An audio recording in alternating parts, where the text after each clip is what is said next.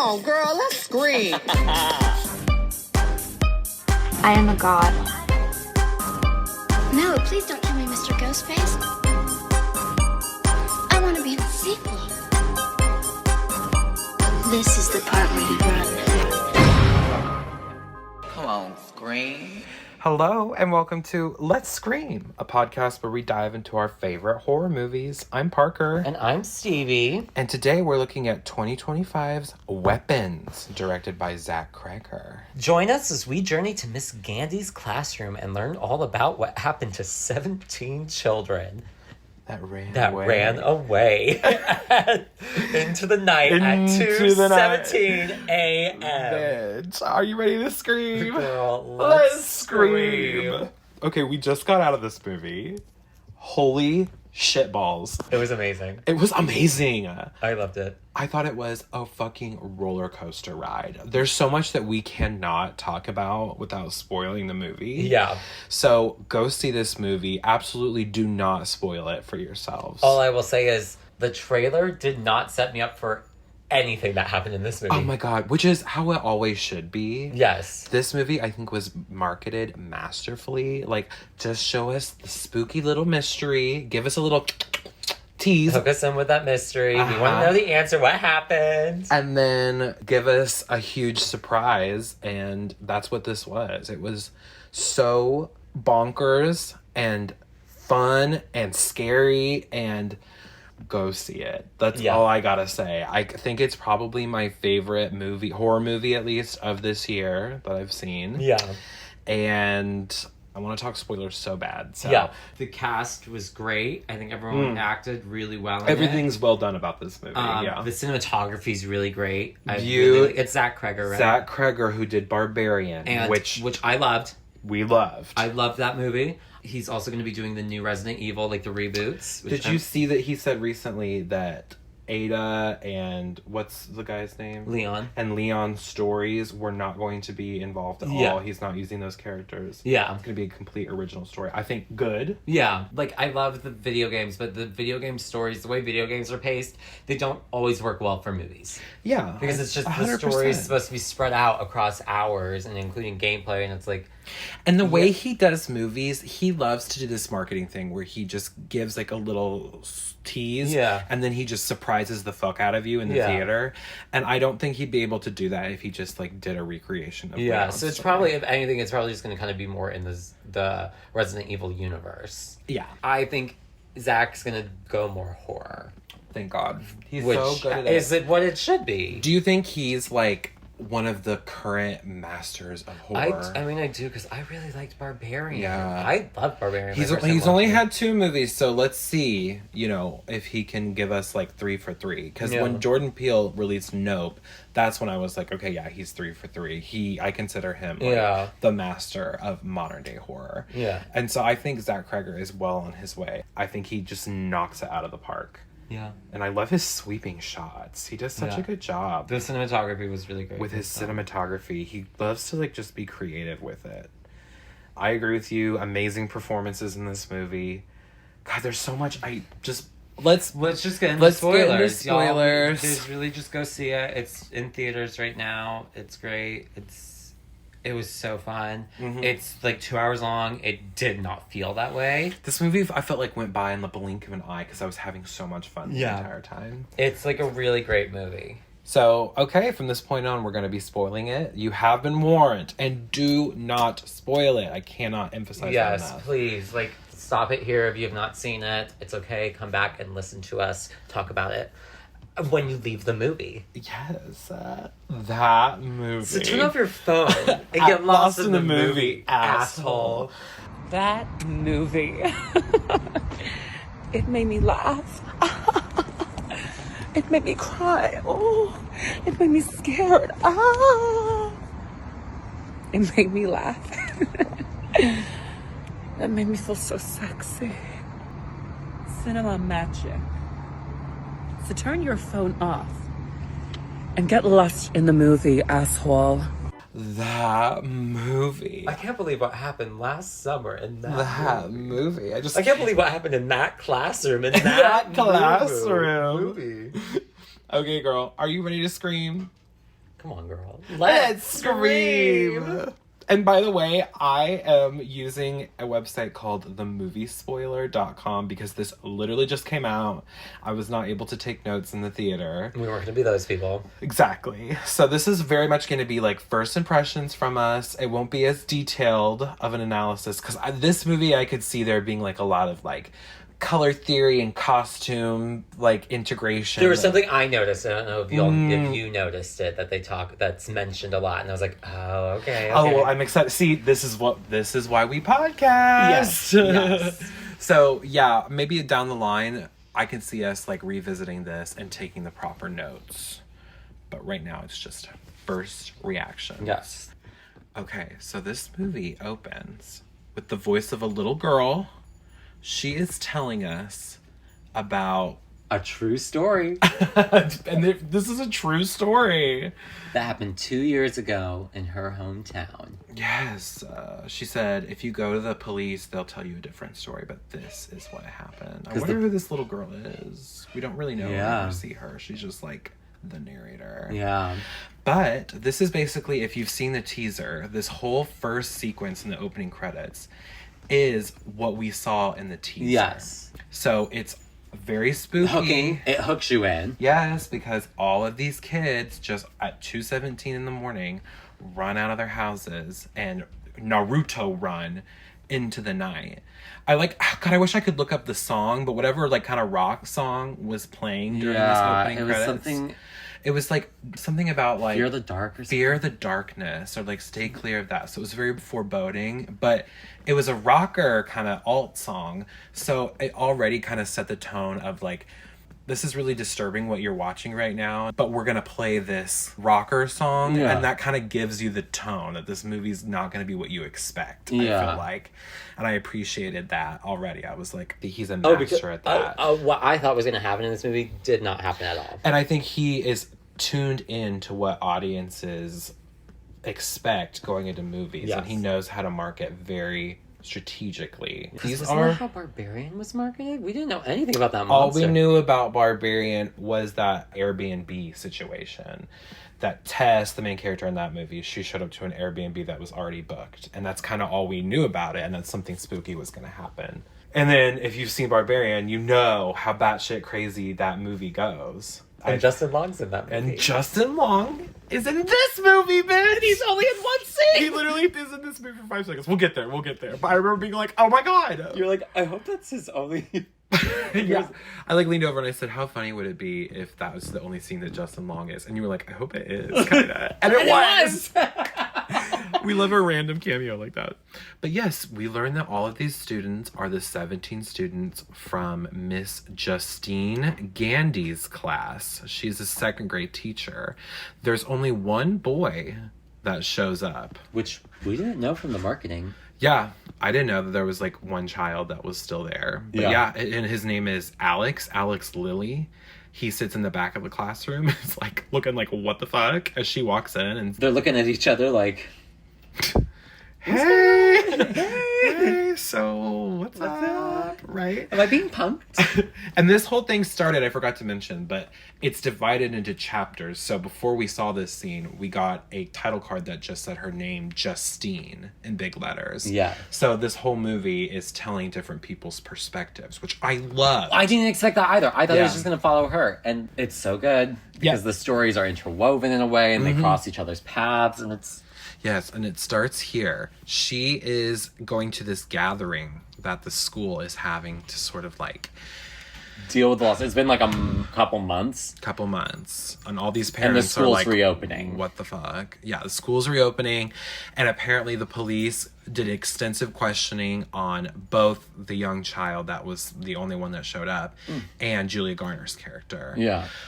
Before we get into her, though, Julia Garner's fucking amazing. And you leaned over and you were like, all I can see is Madonna. Because she just got cast to be Madonna in the biopic. Yeah, which is either a movie or a series. We still don't really know. I think it is series confirmed at this point. Okay. But I just know that she's going to be brilliant at being Madonna. because first of all, she looks like her. the fuck like a young Madonna. Yeah. And she's just a great actress. I think she is so good in this movie. Yeah. I love this character of the teacher. Yeah. One of my favorite female like protagonists in a horror movie in a long time. Yeah. I feel like maybe since The Substance. Yeah. I just find her super relatable. I feel so bad for her and what she's going through. Yeah. And I think that you just really root for her, even though she's very complicated. And we see how the way she deals with things. She's an alcoholic. But it's so obvious, like, clearly she did nothing. Yeah. There's, like, I had zero suspicion of her. I was like, no. She clearly didn't do anything. And we see all these parents are like, what the fuck? Because they're at this like meeting or something, and they're trying to address the parents, and like she gets up to kind of speak to them, and one parent in particular, we see who it is later, but he's shitty. He's like, well, what the fuck? This is confusing. This isn't normal. This isn't normal. She should be locked up until they can figure out what happened to our kids. Da da da da da. And so it's just awkward, and you feel bad for her because she's just trying to say that she's sorry and that she doesn't know what happened. Yeah, like she's just as concerned as you are. I think mean, maybe not as. They kind of do go into that too a bit, but it's like she's not a mother. She's not a parent. She's a teacher. I think that this movie has a lot to say about the relationships between teachers and students, and the relationship between teachers and the parents that they have to deal with, and the kind of mistrust there. Because, you know, as a parent, you're always going to be like, well, you don't know my kid. You're not the parent. Yeah. Like, and I think that there's a huge discussion going on about that nowadays, especially with like... But it's like your parenting styles in the teachers modern are spending era. 8 hours a day with your kids. Yeah. Like, I'd be damned if I spent 8 hours with somebody and they didn't know them. Exactly. And teachers go through a lot of shit, okay? When they're just That's gotta have be the the hardest best job. interest of the children. They don't fucking get paid shit To deal with anything. to deal with the shit that they have to. And they're usually just the nicest fucking people and want the best for the children of the fucking world. So I feel like definitely this You don't take a movie- shitty pay and work with children if you don't like working with children. Exactly, yeah. And I think people forget that. And you're dating a teacher. Yeah. We love teachers. My best friend just married a teacher. Yeah. So shout out to you know what? Shout out to the teachers. Shout out to teachers. Yeah, I kind of feel sorry for you. I kind of feel bad for you. Yeah. Yeah, you're Yeah. underpaid. Because I fucking hate kids. Oh, I mean, Fuck. my thing is somebody has to do it. Yeah, and it's not going to be me. Glad you're doing it. I don't want to. So yeah, love her. Love her. Justine is Julia Garner's character's name. She goes to this liquor store. We see that she is pretty much an alcoholic at this point. She grabs the 2 bottles of vodka, 2 shots of vodka. Yeah. And she is getting kind of heckled by this guy. He's homeless guy. clearly like a junkie, druggy guy. Just trying to get money. Trying to get money from her, making up some story about, like, I'm saving up to go visit my brother. Can you give me, like... It's very crackhead, like, approaches you at a gas station, and you're like, okay. You're like, bye. You just ignore. You don't She make eye does contact. she does the, like, sorry, No. no. Yeah. Sorry, no. But she notices, as she's arriving at her house, that there are 2 people kind of, like, walking down the sidewalk, and she knows that a bunch of parents are pissed at her, so she's she scared. also had received a call while she was at the liquor store. Oh, yeah.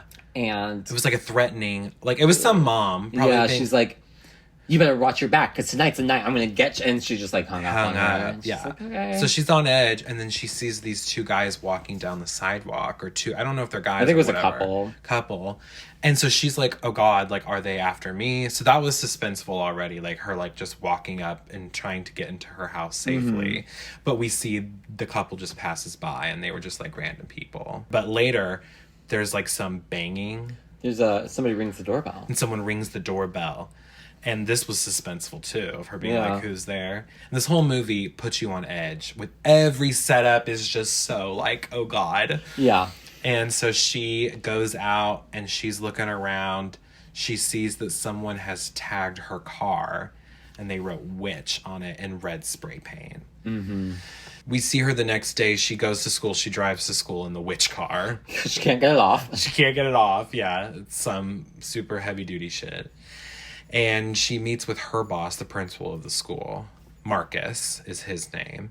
Who I loved this character. Yeah, he was really looking out for her and kind of being Yeah. like, okay, you need to lay low. You're going to have all your health benefits. Should probably get some therapy. Yeah, and just take a break from teaching. Because she's like, I need to go to work. Which I get. She's wanting to just be able to forget about the grief. Yeah. And just deal with it kind of just like by diving into her work. But he's like, I don't think it's a good look for you to be like teaching kids right now, basically. Yeah. And he tells her like, absolutely do not try and contact Alex, the remaining child from the class. And she really wants to which you feel so bad for her because she's like, well, we're the only two that's left. It would be nice to, like have somebody to talk to that I can relate with. Because like she's also going through the grief of losing her entire class. And he takes it as more like, I don't think you're thinking about him. Yep. Because she's like, this would make me feel really good. Yeah. And he's like, well, that's the problem right there. It would make you feel good. But we don't know how this is going to make Alex. Alex his house has been swatted. His fucking, like, he's going through a lot right now. Like, he just switched classes. Like, and he's having to, like, just get back into work and school. Like, girl, he's got a lot going on. Exactly. So just lay low, Miss Julia Garner's character. So later that night, she meets up with her ex-boyfriend, who is this cop guy with a mustache. He was giving me bare face, the whole movie. Yeah. He was cute. Yeah. He was a cop. For a cop. Right. And I didn't like this character. Oh, he starts off and you think that he's like, oh, this nice guy who's like there to support her. Everything he does, I'm like, oh, he's a piece of shit. I know.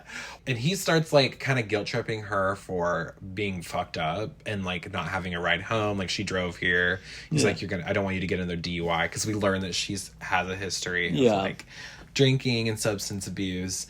And I also thought she looked so Madonna-ish in this scene. Yes, I did too.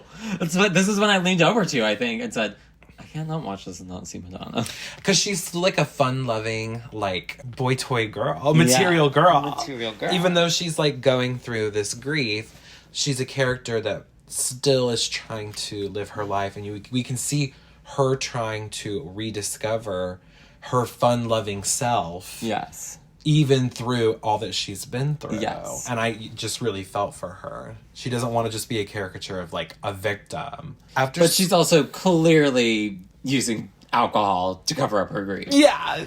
Like, it's very obvious. So at first you're kind of like, no, I see exactly what he means. Like, she probably shouldn't just be, like, drinking herself to death right now. And then he orders a Coke, and she's like, oh, you're just going to order a Coke? Like, come on. Not even a Coke Zero? A Coke Zero? Who the fuck... Who drank my Coke Zero? Fuck my life. Where the fuck is my Coke Zero? Did you drink it? Fuck my life. Don't touch my Coke Zero. And so she's like, well, what the fuck? You don't want to drink? Da-da-da-da-da. And so we see, like, maybe she's kind of a bad influence on him. Yeah. And he's like, no, absolutely not. I'm fine. Cut to, he wakes up in her bedroom the next morning. They totes fucked. They fucked. Yeah. And he had a couple drinks with her. And we learn later, I don't know exactly when, but he is also a recovering alcoholic. And he goes to meetings and stuff. And his girlfriend, who he says they're not together right now. But they're totally still together. Her name is... Her supposed BFF, which they're not. They're not. And Kelly, Christy's so-called best friend, which they're not. So he's kind of skeezy, we can already tell. Yes. He's not the, like, saint that he paints himself out to be. So after school, Miss Julie Gardner, she sees little Alex walking home alone. And I'm thinking, girl, don't do it. Yeah. This is going to look so bad. There was a lot of moments like this in this movie where I was like, girl, don't do that. What are you doing? Yeah. She follows him home, this little kid. And she's trying to, like... talk to him? Yeah, because he gets off the bus and then he just, like, walks inside. She gets up to the front of the house and we notice all of the windows are covered with newspaper. So she goes around to the back of the house and there's a little, like, slight in the, crack like, papers? in the paper. Yeah, where it's kind of folded up and she can see very smallly through the window.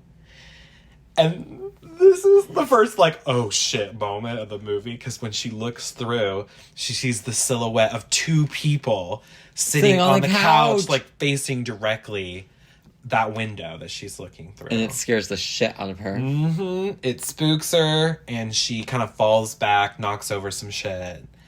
and she just runs away. She goes and she reports like what's going on to Marcus, the principal. Yeah. And he's like, well, what the fuck, bitch? Like, why were you doing that? That's such a bad She's look. Like, does this not look bad, though? She's like, can we worry about, like, the fact that, like, nobody is here? Yeah. Answering the door. Like, what is going on? She's like, I'm concerned for the child. And he's like, you need to stay away from the child.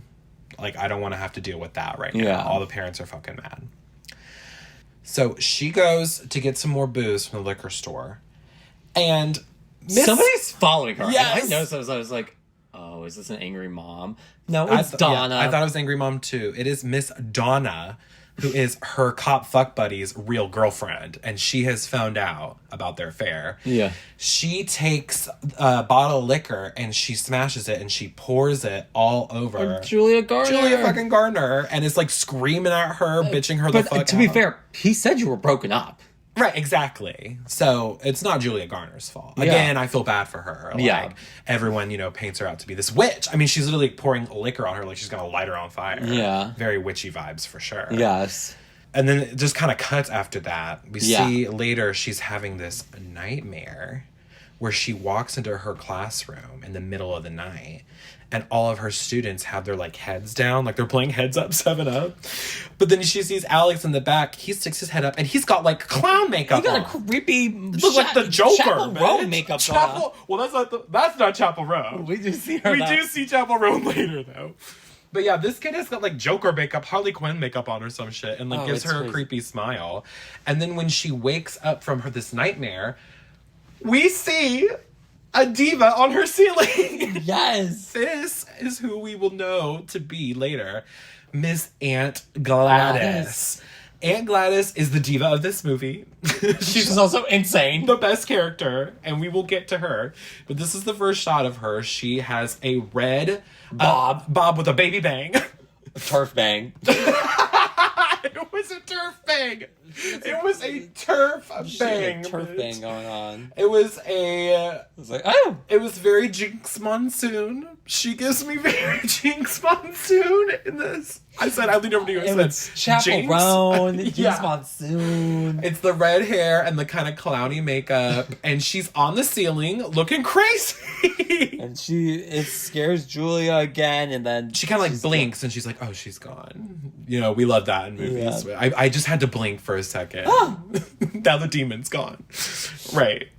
The next day, Justine follows Alex home yet again and is trying to reach out to him. And this is when he yells at her to like, leave me alone.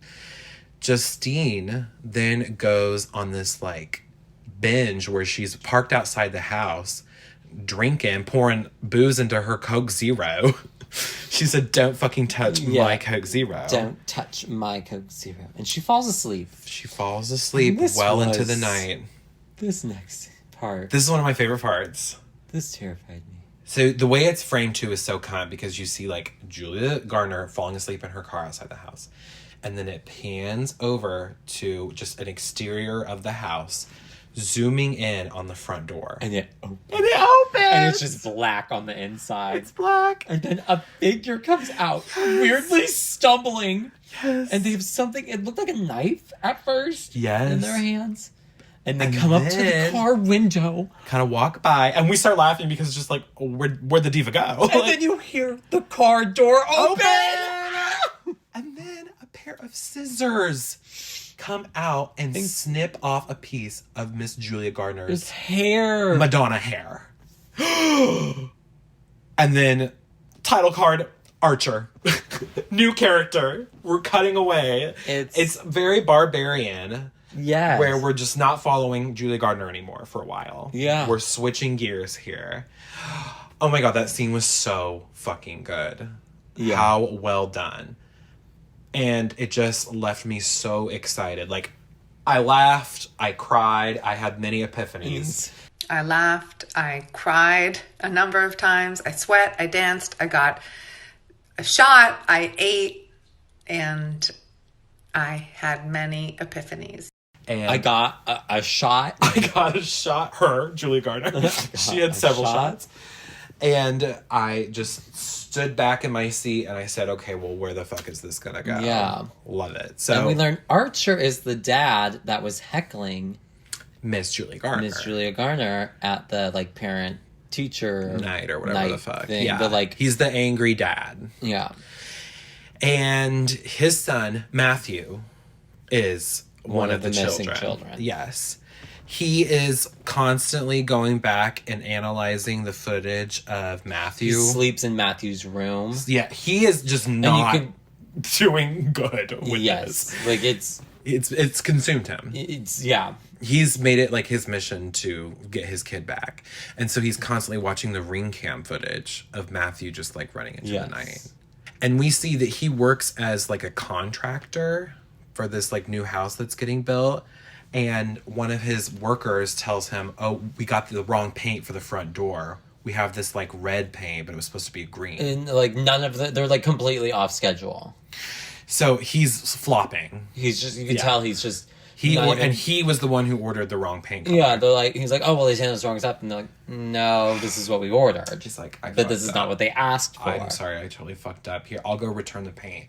So he has the red paint. Yeah. And so we can infer he's the one who wrote He's been stalking her. On Miss Julia Garner, and he's been the one banging on her door and being an asshole. Yeah. He then goes to speak to the captain of the police station, who I really liked this actor as the captain of the police station, who looks overworked and just like trying his best. Yeah. Because like if you were the captain of the police station, this happened, what the fuck would you do about it? Yeah. He's like, you need to trust that I'm putting all of my men to work and they are doing their best job to try and figure this shit out. And that obviously does not satisfy Archer. Yeah, he keeps trying to push that it was Julie Gardner. And the police officer's like, it's not her. Like, I have zero suspicion of her. And he's like, what do you think she did? Like, please. Right. Like, do you have a theory? But Archer doesn't. Yeah. He's just an angry parent. It's just confusing. And he just wants to find someone to blame. Yeah, exactly. So he goes home and he has a dream that he's chasing Matthew through the woods. And he ends up back at his own house and he sees a rifle in the sky, like a vision of a rifle. Yeah, and it says 217. I'm not sure what this was supposed to be. Let us know in the comments if you have a theory. Again, we just watched this, so I haven't had time to like mull this over in my head. Well, see, I thought this was just like kind of deter, because my whole theory is this is going to be an allegory for like a school shooting.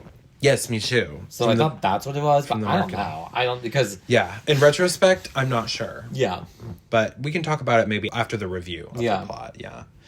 So he ends up going up into his son's room, and his son is lying there in bed. And he has this conversation where he tells him, like, I'm sorry, I wish I could have done something to save you. I love you. And he goes to shine his flashlight on his son. It's Aunt Gladys. It's Aunt Gladys! It's Chaperone. It's Chaperone popping up, and she gives him a big grin. And she had all of the best jump scares. Like, whenever her bitch ass was popping up, I was flying 10 feet out of my seat. So, we see he wakes up from that. Obviously, that was just a nightmare. He's continuing his investigation. He is tracking on a map where his son was running towards in the ring cam footage. Yeah. So, he knows that there's this couple who live a little down the road. And their kid also was one of the kids that ran into the night. And they have a ring cam. So he wants to see if they will allow him to look through their footage. And the wife is like, no. And the wife is Sarah fucking Paxton, bitch. Bitch from Aquamarine. Aquamarine. And she looks great. She looks just the same. She looks gorgeous. And it was so refreshing as, a young mermaid, a fellow mermaid myself. To see another mermaid succeed. To see my diva getting work still. Like, hell yeah. And I think she's related to... I remember reading that, like, maybe she's the wife of Zach Cregger, the director, or something. Or she's the sister or something. I don't know. But icon. I'm gonna look into that, and maybe I'll do like an editing Parker like post note. Yeah. Where I'm like, yes, it was the wife of da da da da. Okay. Hey everyone. Yes, it's Editing Parker here, and I can confirm that Sarah Paxton is the wife of director Zach Cregger. Iconic. Okay, back to it. And she says, no, I don't feel comfortable with that, which is funny. So he waits. He waits and goes to the husband, and we see the husband is Justin Long. Justin Long, for no reason, is in this movie after playing AJ in Barbarian. Yes. And I was like, is this AJ? For a second, I was like, because at one point, I remember reading that this movie was supposed to take place within the same universe as Barbarian. Now, having watched this movie, I have no fucking idea how. I think that was just something they said. Yeah. But at first, I was like, oh my God, it's AJ somehow. And then it just wasn't. No. He's playing a different character. But, you know, nice to see Justin Long, even if it was for 2 seconds. I always love when, like, an A-lister is making a 2-second cameo in a movie. Yeah, absolutely. Maybe it's Justin Long. Right. Maybe he was just like around. Yeah. Justin, will you play this small part for me real quick? You're in town. Yeah, sure. Yeah, I hope that's what it is. That'd be really funny. Yeah, probably. I'll look into it. And the husband is like, sure. He's like, yeah, you can look at my ring cam. And he watches her like run, and he counts which, he looks at the sidewalk and counts which step she was on. So he can like track what direction she was running in. And so then he crosses their paths. And there is an interception. So he's like, okay, it's got to be somewhere in this area. Something's going on in this area. Is like where the children must have ran to, right? And you know, the whole time of this movie, I'm thinking I wanted to ask you, as a Dance Mom fan, this is giving where have all the children gone? They literally watched that and were like, let's do it. Yes! Let's make it a movie. Like, I don't know, Zach Cregger, I don't know if you watch Dance Moms. But if this whole movie... Right, if this whole movie was a secret reference to Where Have All the Children Gone? Genius. You are a fucking genius. Let us know in the comments, Zach Cregger. All the children... God. How iconic would it be if like it just panned over and we just saw Vivienne on a swing set? So he does that, and then he notices Miss Julia Gardner at a gas station. Yeah. And he approaches her and he wants to talk to her, and she thinks that he's trying to intimidate her, or she thinks it's like another confrontation. Yeah. But he's genuinely at this point like just trying to help her and like reach out to her. But in this moment, we see Principal Marcus Naruto running toward Julia Garner. And he's covered in blood. And he looks crazy. His eyes are bulging open. I thought maybe his eyelids had been cut or something. Yeah. But I think he's just like really intense. He seems to be in some kind of trance. And he starts attacking Miss Julia Garner. And Archer is able to like pull him off of her. And then he starts choking Archer. Yes. And it cuts. We get a title card. Paul. And Paul is the cop that was having an affair with Julia Garner's character. Yeah. So, and what I also love is they cut to characters that had nothing to do with what was going on. Right. Because they think you're going to cut to like maybe see what Marcus was doing. No, we're going to Paul. We're to Paul, right? And it's always at like the craziest parts is like when they'll just cut. So it leaves you hanging, but I love that. Yeah. It's so fun. It's like reading a crazy fanfic. Yes. And it being like, hey guys, so sorry for the short chapter. I had finals coming up. Right. This kind of is written like a fanfic. Fanfic, right? But like in the best way, right? So Paul, our cop mustache bareface guy, we kind of see him going about his day. He is talking to his girlfriend Donna, so it's confirmed they're still together.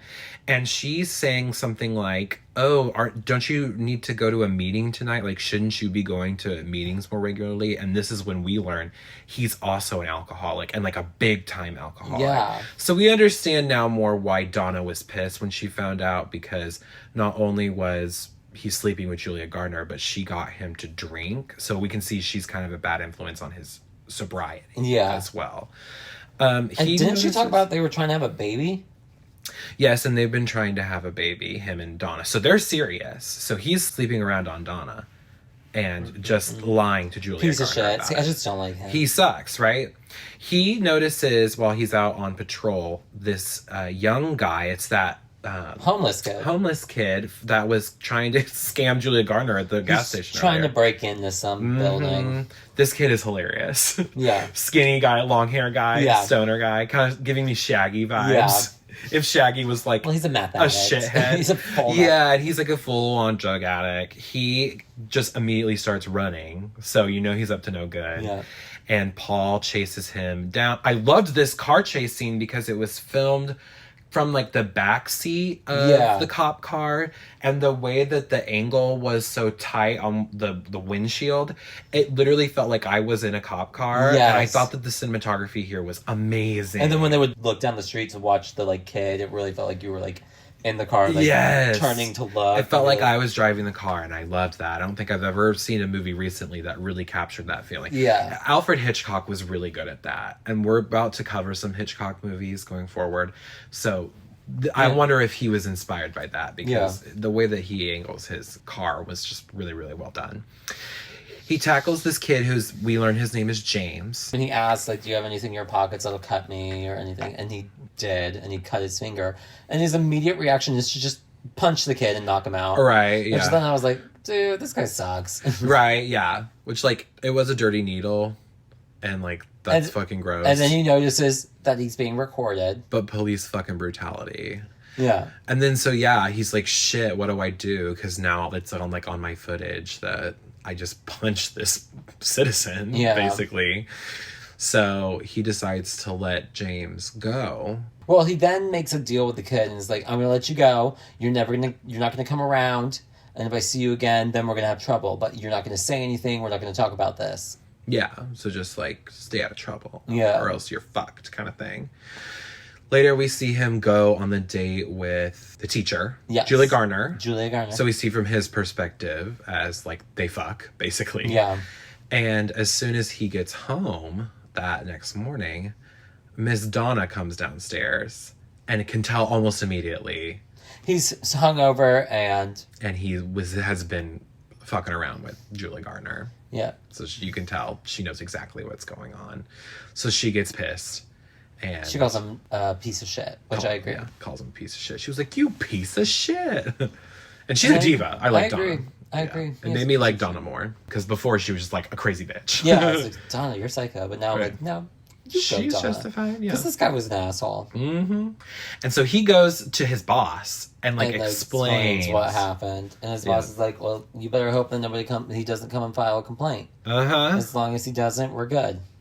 And he leaves the police station and he sees James walking towards the police station. So he starts to chase him. Yeah, pursue him. Then we get another title card.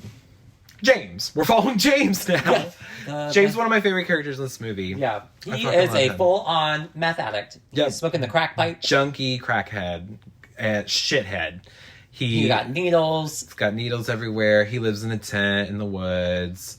He goes around and he's trying to tries to open all the car doors, which I thought was fucking hilarious. He does find one that steals a little kid's iPad. A little kid's fucking iPad with like the Hello Kitty headphones and a little MP3 player. Like, what the fuck? And he tries to pawn it. And the guy is like, no. Girl, I don't give a fuck. I don't want this shit, right? We see him following his like big encounter with Paul. Yeah. It's like raining outside and he's like looking for a place to crash in. So he stumbles upon the spooky house, Alex's house, with all of the newspapers covering the windows. Yep. And he breaks into... He notices there's a bunch of newspapers too in front of the house. So he's like, oh, they're probably not home. Right. There's no one home. He breaks into the second story window and goes downstairs. He's looking for shit to like pawn off. He finds their gaming system. Yeah. It's like, oh shit, I like this game. And he starts loading all the shit into a pillowcase. But we see... He looks in the TV's reflection and you can see the two people And it's a couple, a man and a woman. And they are not moving. The woman has fucked up hair at this point. Yeah. She looks like she's been going through it. They both look like zombied out. Yeah. And I could tell in that moment that the woman was... the creepy figure that came out of the house to Julia Garner and cut her hair. Right? But they're completely catatonic.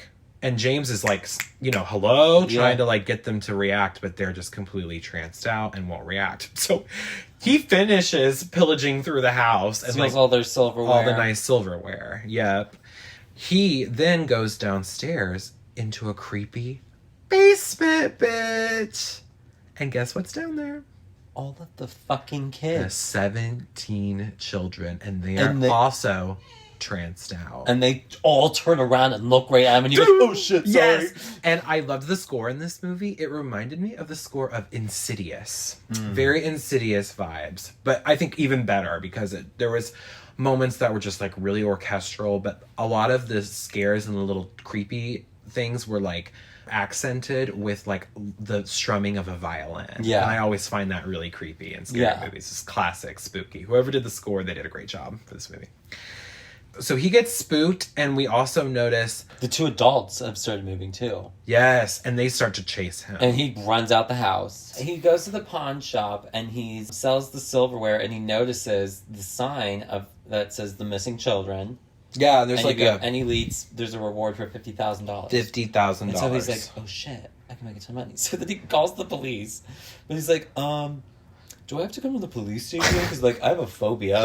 I'm phobic. That's what he says. I'm phobic. I'm just phobic, okay? That shit was funny. But as he's approaching, that's when Paul sees him from earlier. And so he's like, shit! And he runs away, and he runs into the woods. And then this is when he comes into there's this clearing, and there's this, like, panoramic shot. I loved this part. It pans around, and through the trees, sitting there... It's Aunt Gladys! Miss Jinx Monsoon herself. Jinx! And she's waving at him and, like, beckoning for him to come to her. And he's freaked the fuck out. Oh, right. So he goes and he hides in his tent, and someone begins to approach the tent and zip it open. So he takes some of his needles. Because we think it's Gladys! And then he stabs... Paul in the face. It was Paul who was trying to get in.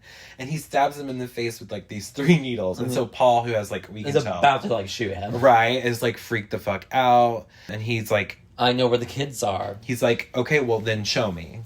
And so he puts him in the back of the police car. And then he's like, do you have AIDS? And he's like, right?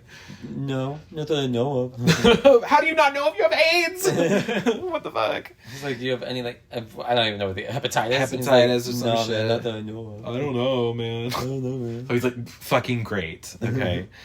He drives them to Alex's house, the spooky house. Okay? And he leaves James in the back of the car. I liked James being like, so how do I know you're not just going to go and claim the reward? Lord, man. Paul doesn't say anything, he just walks inside, and he's like, fuck. Shit. Paul goes to the door. The door fucking opens. The door opens. And so James is left in the back of the car the entire night, like all through the night. And then the door opens, and Paul's coming out. It's like late at night. Yes. And he is Naruto running toward... James. And he opens the door and drags him out. Spooky. And then we cut. Hey guys, so hope you like that part of the chapter. Right. Sorry, this next part's going to take a while to come out. I've been dealing with hemorrhoids. My hemorrhoids have been flaring out, but I hope you enjoy this fic. Let me know. It cuts to a title card. Marcus. Principal Marcus. He's at the supermarket. We see he has a husband. Yep. He's LGBTQ. And it's him getting that call from Miss Julia Gardner about Alex and his house. And he's like, no, you need to leave him alone, da-da-da-da-da. And then we didn't get this in her initial call, but she brings up CPS, which at that point, since that's been mentioned, he does have to do something about it. Exactly. So on Monday, that following week, he is in his office and his secretary comes in. And she's like, yes, your 2 o'clock's here. And he's like, okay, sure. I send her in. And she's like, are you sure? And we meet. It is finally. Aunt Gladys. It's the redheaded bitch. The redhead diva. She claims that she is Alex's Aunt Gladys. And she is taking care of him. And the parents are like... Sick? They're under consumption. Is how she describes it. Now, Miss Gladys, let's talk about her. Yes. Because now we really can. She's very sweet. She's a polite old lady. She's dressed crazy. Yeah. She looks crazy. She has red hair, white makeup. She looks like Chapel Roan when Chapel hits like 72. Exactly. It's like, okay, kooky. She's kooky. She's a kookster. And she has the gift of the gab. And she can just ramble on and kind of distract you and make you feel comfortable with her. Yeah. And you know who she reminds me of? Minnie from Rosemary's Baby. Yeah. I feel like this character, at least the way she's presented in this part of the movie, gives very Minnie vibes. Yes, I agree. And that's one of my favorite horror movies. Go listen to our top 10 ranked horror movies. Or our Rosemary's Baby podcast. Yes, exactly, to see where it's ranked. Or both. Definitely both. Love Rosemary's Baby. So anytime you're going to do an homage to Rosemary's Baby, I'm going to be eating that. Eating that up. I know how you are. She claims that, she's taking care of the sick parents. They're under a consumption, and they're not able to come in for a meeting. No, not at all. That won't do. No, not at all. She reminds me of also Aunt Martha from Sleepaway Camp. 2. Who also... No, 1. One. This one, yeah. Sorry. Just one. Not 2. Electric Boogaloo. You just like to say Sleepaway Camp 2 with that emphasis, don't you? I do. So she's like, no, I can't make that happen. Da da da da da. So he's like, okay, well then CPS is probably gonna be called. Yeah. She looks pissed. Later that day, he is with his husband at home to eat hot dogs and watch a nature documentary. And if you notice, this nature documentary is talking about parasites. Parasites. Keep that in mind. Mm-hmm. And so Julia Garner, when it shows her flashback of her teaching class, she's teaching about parasites. So I don't know if you caught. I'm glad you caught that because that's. Anytime that a teacher is giving a lesson in a movie, I perk up because I know that that's usually going to be what the theme of the movie is about. Yeah. Or at least it's going to be a strong indicator of what's to come. Yeah. Foreshadowing moment. Yeah. So, I caught that for sure. Okay. Because that was the thing I was talking about earlier. Where I was like, I noticed something. Mm-hmm. She shows up at their house. Mm-hmm. And she's like, oh, I'm sorry. I missed my bus and I had to run all the way across town to get here. Can I just use your phone and water? And I'm like, if you ran all the way across town to get here, why didn't you just run to your house? So I'm already suspicious. This is suspicious. I'm clocking her down. And this is when she's giving the most Minnie energy because Minnie and Rosemary's Baby... She just basically invites herself in. Minnie was always inviting herself in. Yeah, she was always... And she does the thing where she's like, oh, and I love your... She's complimenting their furniture and like trying to really get buddy-buddy. Oh, I bet that's an original in there. Uh-huh. Very Minnie vibes. Yes. Very, very Minnie vibes. And she requests not a glass of water, but a bowl of water. Bowl of water. And she says my favorite line from the movie, which is something to the effect of, I know it's an unusual characteristic of mine, but I've learned to accept it and I don't try to rationalize it anymore. And we were like, okay. Okay, Diva. So they give her a bowl of water and they're like, okay, sure. And she takes out this stick with a barbed wire on it. Yes, she does. And she cuts herself. And so the gay guys are like, what the fuck? Marcus notices she took a ribbon of his from his office. Yeah, one of his best teacher awards. Is that one of my ribbons? And she coats her hand blood all over. And she's like, you didn't call CPS, did you? Yeah. You didn't do that, right? You didn't do that, correct? She keeps asking him. The husband comes over to help her. And then she takes out scissors and cuts off his hair. Cuts off the gay husband's hair. So he's all gay and oh my God. I think she just cut my hair. Oh, my hair. And then she wraps it around the stick. She coats the hairy stick in blood with the ribbon in blood. And then she takes a bell out of her purse that has a 6 written on it. Yes. And she rings it, and this causes Marcus to go into a trance. And he goes berserk and headbutts his husband to death. Oh my God. And while she's doing that and just keeps going, she goes over and just starts washing her hands.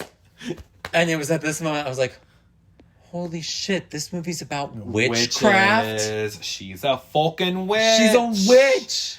She's a very stereotypical, I'm then I'm gonna mind control my people and harness their energy and become young and youthful. I feel like. And then she takes out blonde hair, Miss Julia Gardner's hair, her Madonna hair, and wraps it around the stick and rings the bell again. And Marcus is up. And he starts running. Yep. And she's always breaking the sticks. Yeah. That's kind of like the trigger for them to go and attack. So that's how we see he was under the influence of her witchy spell, and he chases... And it's not his blood, it's his husband's blood. It's his husband's blood, because he just bashed his husband's brains in. Yeah.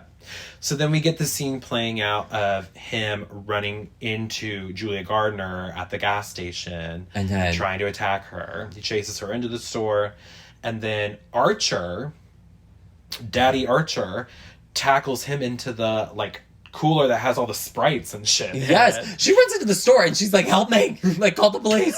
The guy's like, get out of here. And she's like, fucking help me. That was funny as fuck. So, yeah, she manages to escape, but Archer continues to chase after Marcus as in his he runs car. into the street. And Marcus gets I hit. Knew it was going to happen. You said it. You were like, he's going to get hit. And you just see a car come sliding by. As soon as I saw him running through a red light, I was like, yep. Oh, he's dead. And the woman's like screaming, and we see his head is just completely gone. She's like, what the fuck? I was like, well, you kind of did a good thing. You're right. Exactly. She saved Julia Gardner. But yeah, that was fucking intense. I was like, damn, diva down. Gay Principal Marcus. Yeah. I liked him. That was sad. So they go to the hospital. Justine, Julia Gardner. We keep calling her Julia Gardner. Yeah. She's Julia Gardner, okay? She's Madonna. I might as well just call her Madonna at this point. Madonna and Archer decide, like, they're going to work together on this case. Because he can tell now. And he shows her the map. Yes. And she knows immediately where it intersects. That is Alex's house. Yep. And then we get another cut. Yes! Alex. It's Alex. And we see his perspective. And he has kind of like a normal little kid life. He's bullied in class. Matthew is an asshole to him. Matthew is a little shit. Yeah. Matthew's a little shit. Throws things at him and stuff.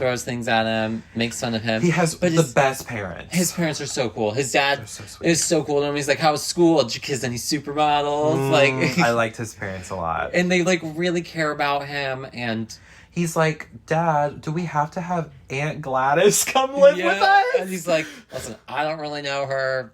Apparently, she's not doing well. She's sick, and we're going to take care of her. And she's not going to come in my room, right? Right. She's not going to come in my room, right? I want to know if Aunt Gladys is even related to them. Well, she lied, because she said she was the sister of the mom. But then we learn she's the aunt of the mom. So she just keeps saying she's the aunt. Yeah, things aren't tracking, right? I don't think she's related to this family.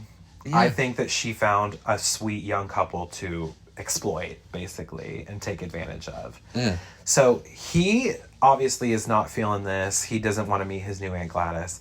And that night, he stays awake to watch as her car approaches. Yeah. And they kind of help Aunt Gladys inside. And the next morning, he goes downstairs, and they tell him, like, hey, your Aunt Gladys is here. She's in that room, so be careful. Like, don't, like, make too much noise while you're over there. He has to go brush his teeth. After he finishes brushing his teeth, he can't help but look. Yeah. He looks into Aunt Gladys' room. We see her wig! We see her wig. Which, her shake and go. It was a shake and go. Yeah. It was a shake and go. And the camera pans over, and Aunt Gladys is lying in bed, but she is staring. She looks right at him. Spooked. He quickly shuts the door and is like, let me get the fuck out of here, right? He goes to Zach, and it's just his day at school. Mm-hmm. And Matthew's being a little shit, throws a pencil at him. Oh, and I forgot to mention, there is also a small tree in like a big plant potter. That Gladys brought. Yeah. I believe that's where she gets all of her sticks from this magic tree. Yes. So he gets home from school. He finds both of his parents sitting at the dining room table, tranced the fuck out. Yeah, they didn't come and pick him up. And he's like... Yeah, because he had to walk home, right? Okay, yeah. I'm remembering that. Aunt Gladys comes out. She's up and at him. She's like, hey! What's it, son? Let me see you. come here. Oh my God, Alex. Da, da, da, da, da. He's like, why are my parents acting like this? Oh, what do you mean? And she's trying to gaslight this little kid. Oh my God, we got dinner. It's mac and cheese. I'll make you mac and cheese, bitch. He's like, no, something's wrong. And when he continues to like question her and like he throws the water on his dad, and his dad doesn't even like move a muscle. So she switches up. She's like, you know what? Go upstairs, wash your hands, wash your face, and you go straight to bed. No dinner. I'm not making you mac and cheese. And it was cracked. It was Velveeta, bitch. It was Velveeta. It was that good Velveeta, bitch. Plastic. So she's evil. She's an evil bitch. So we don't like her. We don't fucking like Aunt Gladys, even though she is iconic. She's amazing, but also like, oh. She's going in top horror divas of this year. I know. Whenever we do that, she's definitely on that list for sure. Yeah. So poor Alex is like basically forced to be like her slave, pretty much. Yeah. That's what we see. She does this spell where the parents start stabbing themselves in the face with their forks. And she's like, now you can see what I do if you tell anybody that's what's going on here. So you're going to keep your little mouth shut. Yeah, keep your little mouth shut, or I'll make your parents stab each other some more. Yeah, so what are you going to do? Yeah, and she's like, take the bus. So he is basically her bitch now. And after a while, Gladys starts to lose her energy. He goes into her room at one point, which I love her room and the way it's set up, like with the candle in the middle. There's salt on the floor. It's so witchy. Yeah. It's so Rosemary's Baby. Yeah. Blair Witch Project. It just invokes all of that occult shit that I love movies about the There's like no furniture. She got rid of all the furniture. It's just spooky spook kook. And she's hunched over though, and she's like, I've fallen and I can't get up. Life alert vibes. Yeah. And she convinces him to help her. Oh, if you bring me an item from every kid in your class, I'll get so much better. And he's like, and then you'll go back to your house. And she's like, I'll go back to my house. I'll leave. You won't have to deal with me anymore. So we see that it was Alex who collected everyone's name tags. Yeah, they're like, I'm assuming it's remember when you would have your box, your cubbies? Their cubbies. So he took all of the name tags from every kid in his classes, cubbies, and he took them to Miss Gladys, and she did a spell that caused all of the kids to He wakes up at 2:15 and goes downstairs and sees her like ripping them all up, putting them in a bowl. He's like, what are you doing? And she spits in it, lights a match, drops it in. At 2:17, we see, and then they go out to the front porch, and we see them start to approach. They run up to the front of the house. They were all under a spell, and they have all been mind controlled by Miss Gladys. Basically, what she's doing is she's feeding off of their like youth. Yes, to like. And their life forces to life force. Because we'll get to a point where her hair, if we notice at this point, she has like no hair. She has like little tiny braids. Like, yeah, exactly. Like, damn. Yeah. Sometimes she's got her turban on though. And that was cunt. I loved the turban looks. Yeah. She was giving me very much Glenn Close in that movie from last year. I can't remember what it's called at this point. It was a terrible movie. But the one where she says, I can smell you in nappy pussy. You know what I'm talking about? That meme? She's giving me her, for sure. So it's now we're back to basically where we left off with Julia and Archer. They're going to go up and investigate the house now. But we see inside the house, Gladys is like, pack your shit, Alex. We're moving. We're moving tomorrow. And she's like, don't you dare cross this salt line. There's a salt line in front of her door, and his parents are like standing there, like guarding the door. So something's going on. Right. And then Julia and Archer pull up and they see the police car and they're like, what the fuck is that? And Paul comes out and she's like, that's fucking Paul. And he beckons for them. Yeah. So they go in. Okay. Paul is there, tranced out. And so is James. And there's a salt line on the floor. Yep. There is. And Julia Garner accidentally steps over it. And those two go into a frenzy. Yeah, and James attacks Archer. Paul attacks Mrs. Julia Garner. Right. And at the same time, Alex upstairs decides to step over the salt line. Yeah, we see him like putting on his sneakers, like getting ready to run. Which triggers his zombied out parents to come and attack him. Yeah. They chase him into like his bathroom and he tries to lock them out. Yeah. He's like holding the door shut. And this attack was crazy because at one point Julia Garner gets the peeler, the potato peeler, bitch, and starts peeling Paul's face, pieces of his face off, and he does not flinch. No, that was so fucking disgusting and terrifying. Yes, and then he does it like again. That was my favorite part of body gore in this movie. Yeah, it looked so good the way they did it. It was like, but it was so scary. And then at one point, Archer somehow gets his gun. Well, at one point, Archer is just beating the shit out of James. Yes. And this was really funny because every time he would knock him down, he'd get back up and go, whoa! And then he'd just punch him again. It happened like five times. And it got to a point where like everyone started laughing in the theater. Like everyone was like, wait. It was like, I would not hold up. It was so funny. And at one point, she gets a hold of the gun from Paul. And is like shoots him in the neck, and he's still choking her, and then she has to shoot him in the head. In the head, right?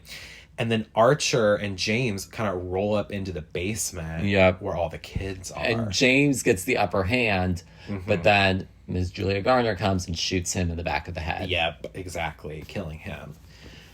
Archer is like looking through all the kids, being like, okay, where's Matthew? Which one's my kids? This was the biggest jump of the movie for me. Miss fucking... It's Gladys! Gladys is down there, and she got long, silvery weave now. Right? Her hair is She looks good, but she looks scary as fuck. And she's she like, jumps at him, and I screamed. Yeah. I went, ah! You did. And a bunch of people laughed, but you know what? I don't give a fuck. That was scary. I'm not ashamed, okay? I love to scream, okay? Let's scream. You know what I mean? Yes. You know what I mean? So that was so fun. I love a movie that can make me scream. Yeah. It happens very rarely, so this movie did it. And bad respect to this movie, because that definitely got me. Archer is now possessed. And he's attacking Ms. Julia Garner now at this point. And then we go to Alex and his journey, and he's leading his parents through the house, because they have a lot of Jack and Jill bathrooms. Yes. So he's able to get through the house, and he gets into the bathroom, and he's taken one of Gladys's sticks. And he's so also smart grabbed her wig. I said, not her 99-cent source synthetic. And he finds a piece of her actual hair in it. Yeah. He wraps it around the stick. He pricks himself, smears it in blood, and snaps it. And Gladys, at that point, knows she's fucked. Yeah, she could just sense, like, oh, my spell got broken, right? And all of the kids turn on her. And we hear, like, just the pitter-patter of, like, stomping feet, like 17 pairs of feet, like, running up the stairs. And they all pop out and start pursuing her. And this was the best part of the movie. This was hilarious. This was high camp. This was... Amazing. Everyone was laughing in the theater. So it's like her running through the neighborhood. And just like through different houses. You just hear it. And then you hear all the children just running after her. At one point, a guy's like mowing his lawn, and he like looks over and he sees like her being pursued by this group of kids, and he's just like, okay, whatever. Continues to mow. It was so funny. They run through a house, and everyone like she runs through a house, and everyone's like, what the fuck is that? The kids like break through the windows of the house. That's the other thing, is the kids are just fully kamikazing through the windows, like not giving a shit. Oh, and it's so satisfying, right? Because they catch up with her, and they literally rip her apart. They snap her like jaw and pull off her skull. Oh, it's so good. But it was so satisfying because you're like, yeah, get that bitch. You were like, fuck yeah, get that bitch, right? Basically they destroy Miss Gladys, and that breaks her spell. R.I.P. Diva Down. And Archer is taken out of his trance. He just leaves Julia Garner there and just leaves to go look for Matthew. Mm-hmm. Julia goes upstairs to look for Alex, and she finds him just hugging his parents. Yes. And they're fucked up. This was sad because I was kind of expecting like a happier ending of, and then they all like came out of their trance and everything was back to normal. But we hear from the narration that the parents are still being fed soup. Were institutionalized. Yeah. Institutionalized. And the children are still traumatized, and some of them are not speaking. And actually, like, or what did she say? Like, she said some of them just started speaking, and some of them have just now started to speak again. It's been 2 years, and it's only been 2 years. Yeah, so that's really kind of fucking sad and fucked up. Yeah. So, damn. But it also, I will say, it was a little happier than I thought it was going to be. True, yeah. Because I thought it was going to be like, damn, I don't think any of these kids are going to make it. Right. I didn't think Julia Garner was going to make it. I didn't think Archer was. But I kind of thought the witch was going to win. Right. Well, she kind of does in the end. And this kind of gives me Texas Chainsaw Massacre vibes. Yeah. Because, yeah, Sally got away from Leatherface in the end of that movie. But we can tell she's traumatized, bitch. And she'll never be the same. And these poor kids are catatonic. And the parents are institutionalized. Alex has to go stay with another aunt. But apparently she's a nice really lady. Nice. Apparently, which is nice to hear. But that's how the movie ends. Yeah. It kind of leaves us on a somber It just kind of note. ends. Yeah. It's crazy. But I loved it. This fucking movie. It kept... I was oohing. I was awing. I was oohing. I was awing. I was wincing. I was LOLing quite heartily. Well.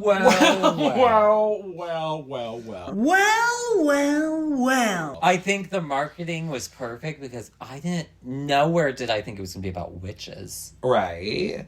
Okay, the only thing that, like, confuses me still is that thing about him seeing a vision of the gun. I'm gonna have to mull over that. Yeah, that's the one part I just don't... I'm sure people will talk about it. Yeah. I loved the themes of this movie, of trustworthiness. Yeah, especially towards teachers and educators. Yes, and who can you trust? I don't know. I want to maybe cover this again. Oh, yeah. Well, one I want to definitely do again is Maxine, because I would love to rewatch it. Yeah. So and Sinners is another one we did right out of the theater. We rewatched them. Yeah. We can always do like a year later retrospective. I would love to do that. Yeah, let us know how you felt about Weapons. I loved it. What did you think? A movie of the year for me. Me too. This, to me, surpassed Sinners, I think. And I thought Sinners was phenomenal. I know. I thought that nothing... This has been a great year for horror so far. Yes, I would totally agree. We need to watch Clown in the Cornfield. Clown in the Cornfield looks great too. Yeah. I want to see that one too. Yeah, what a fun movie. Let us know your thoughts. I'm sure that there's plenty of things that we didn't hit as far as like symbolism. Yeah. Or just like what your theories are. Let us know.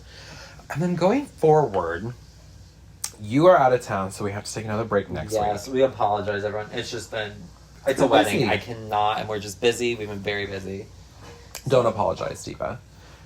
Our fans don't give a fuck because we don't really have any. Which is great because we can do whatever we want. Yes. So I think next we're gonna do Psycho. We're gonna do Psycho, Alfred Hitchcock. We'll do some Hitchcockist. Maybe instead of like covering a bunch of Hitchcock films this August, maybe every August could be Hitchcockist, and we try to do at least one Hitchcock film. Yeah. Maybe that's how we do it. We can try and do two though. If we can. We can probably do two this month. I hope we can do at least Psycho, and if we can do Psycho and The Birds. Yeah, let's do it. Let's just do it. That would be great. I don't have any... What's next month? September, which we've talked about doing maybe Scooby Timber. Oh, Scooby Timber. We're doing that because it'll be so easy. We just have to do the cartoon films. I know, right? Easy peasy. So stay tuned. Hell yeah. Thanks for joining us this week on Let's Scream. We hope you had fun with us at Aunt Gladys's house. Yes. Please feel free to like the pod, follow the pod, and leave a glowing review of the pod, of course. You can also send us movie requests for future episodes. And you can follow me at Parker_Will_C on Instagram. And you can follow me at StevieNash95 on Instagram. And follow the pod everywhere at Let's Scream Pod. Until next time, this has been Let's Scream. Bye.